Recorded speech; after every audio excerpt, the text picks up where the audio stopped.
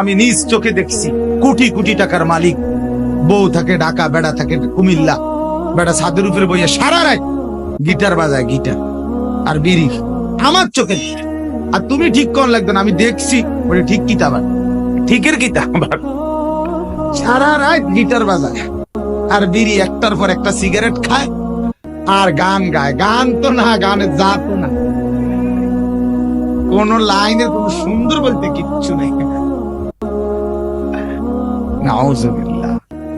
চলো ভাইয়া বুঝতে শেখো, নিজের ভাবনা ভাবো। তু আগার মেরা নিহি বনতা না বন না তো বন, তুমি আমার কিছু যদি নাই করো তোমার জন্যই করো, তোমার ভাবনাই ভাব। দেখো সারাদিনের অর্জন কি, সারাদিনের অর্জন কি, কি লাভবান হইলা? ছবি দেখে, নারী দেখে, উল্লঙ্গ দৃশ্য দেখে, অশ্লীল সিনেমা দেখে, নাটক দেখে, জিনা ব্যভিচারের দৃশ্য দেখে, মদ খেয়ে, জুয়া খেলে, উলঙ্গ বেহায়াপনার মতো বাহিরে বাজারে ঘুরে সারাদিন বন্ধুদের আড্ডা দিয়ে অর্জনটা কি? মিলাও হিসাব, আখেরাত পথ দাও, দুনিয়ায় মিলাও, দুনিয়া মিলাও। দুনিয়ার কিছু হয়েছে কি? এক দোকানদার তো 3 ঘন্টা ব্যবসা করলে তার 200 টাকা ইনকাম হয়, কথা বলেন না? এটাতে একটা বুঝ আছে, বেটারটা কি আইছে? লাভ আস। একটা অটো ড্রাইভার, সিএনজি ড্রাইভার ঘন্টা 2 গাড়িটা চালাইলে তার তো 200 টাকা লাভ হয়, এটা বুঝ আছে। তা তোমার বুঝটা কি? তোমার বুঝটা কি? তোমার অর্জনটা কি এখানে? যে নারীর জন্য তুমি এত পাগল, সেই নারী কি তোমার মিলবে না? সেই তুমি কি বিয়ে করবে না? তাইলে তো এটার জন্য এত পাগল হইয়া অস্থির হয়ে যাওয়ার মতো, কুত্তার মতো হয়ে যাওয়ার কি আছে? এটা বলে, এটা তো পাগল হয়ে যাওয়ার কি আছে? কুকুরের মতো মেয়ের পিছনে পিছনে ঘুরার কি আছে এটার ভিতর? একটু সবর করলেই তো।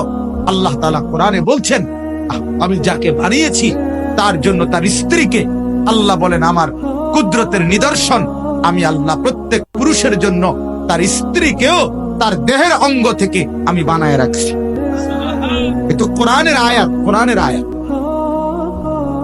তোমার জন্য আমি বানাইয়েছি। ومن آياته أن خلق لكم من أنفسكم أزواجا। চলেন তাহলে অতএব আমি আপনাদের কাছে বললাম, জিন্দেগির মূল পুঁজি লা ইলাহা ইল্লাল্লাহ। বলেন আলহামদুলিল্লাহ। আল্লাহ তাআলার দয়া ভাইয়া, আল্লাহ তাআলা সেই নিয়ামত আমাদেরকে দান করছে। বলেন আলহামদুলিল্লাহ। আমরা বলতে পারি প্রতিদিন, আমরা প্রত্যেকেই বলি যে লা ইলাহা ইল্লাল্লাহ। এই যে বাক্যটা আমাদের যাদের জবানে উচ্চারিত হয় নিয়মিত, দিলের বিশ্বাস নিয়া, এর চাইতে সৌভাগ্য, এর চাইতে বড় পাওয়া, এর চাইতে বড় সম্পদ, এর চাইতে উত্তম নিয়ামত আল্লাহর কসম দুনিয়া যদি 10 বার না 100 বারও দেওয়া হয়, তারপরেও লা ইলাহা ইল্লাল্লাহর সমান হবে না, হবে না, হবে না। ঈমান সবচেয়ে বড় সম্পদ।